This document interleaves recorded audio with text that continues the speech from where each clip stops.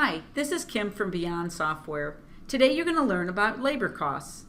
In order to accurately calculate project profitability, the Beyond Software system is capable of tracking all labor costs related to a project.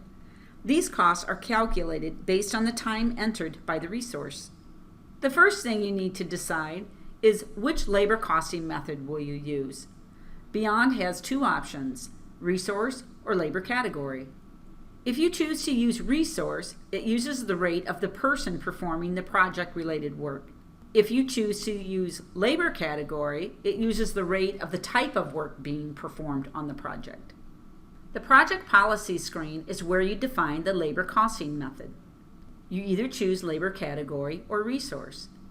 In your lesson today, we're going to show the example of labor category. To navigate to Project Policy screen, you choose Projects, Setup, Project Policies. The next thing we want to set up are pay categories. Pay categories is just one component of the labor costing and Beyond. For example, if you have a labor category defined as $35 an hour, it will then look at the multiplier in the pay category. If you choose regular, it will multiply the rate by $35, and that's the hourly rate it will use for your labor costs. If you use a pay category as overtime, it will take the $35, multiply it by 1.5, and it will be $52.50 would be the hourly labor costed rate. To navigate to pay categories, select Projects, Setup, Pay Categories. The next setup is your labor category. In today's lesson, we're going to use general labor as the labor category. We have an effective date. Our standard cost rate for the labor category is $35, and we have a default pay category as regular. When you do your timesheet, you can override the pay category, for example, if you need it to be overtime. To navigate to labor category, choose Projects, Setup, Labor Categories. Now we want to set up a project account. In the Beyond system, a project account is used to link to a specific GL account. By entering the timesheets, the direct labor costs will tie the flow of data back to the GL. In our example today, the project account for direct labor, the number is 5,900, and the description of the account for 5,900 is also direct labor. The next screen we're going to look at is the resource screen and show how all these setups will tie into your resource record.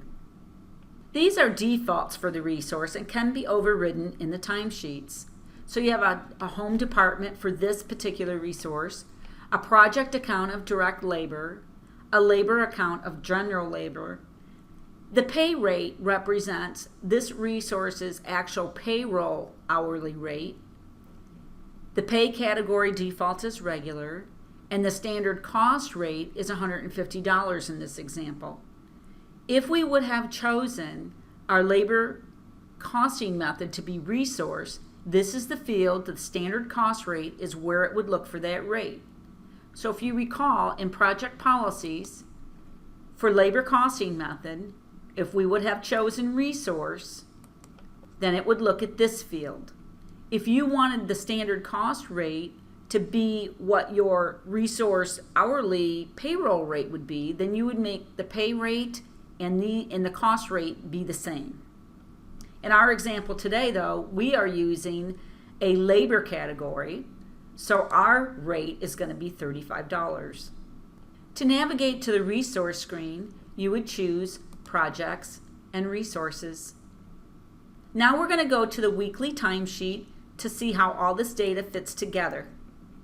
Remember, we have a labor category of general labor. So when we define this, let's look at this. General labor, standard cost rate was $35, and our default pay category is regular. So if we go to the timesheet, $35 is the regular rate. So here's a pay category of regular. All the hours on this line will be billed at $35 an hour for the cost. On this line, the overtime line, the rate of $35 will be multiplied by 1.5 to get $52.50, and that is the rate it will use for these 2 hours for the labor cost on this line. To navigate to weekly timesheets, you would choose Projects, Weekly Timesheets. Now we want to fast forward as though the timesheets have been approved so we can review the transactions in the Project Transaction Pending and Billed Council. We are only interested in the cost columns today since we're talking about labor costs. So if we look at cost hours, notice you'll have 5 lines at 8 hours each for a cost amount of $280. If you take 8 times 35, that's your $280 for the cost for each line. If you go back to the timesheet, here's your general labor category. It was regular for the pay category, and you'll see you have 8 hours for 5 days. Now we'll go down to the last line where you have 2 hours.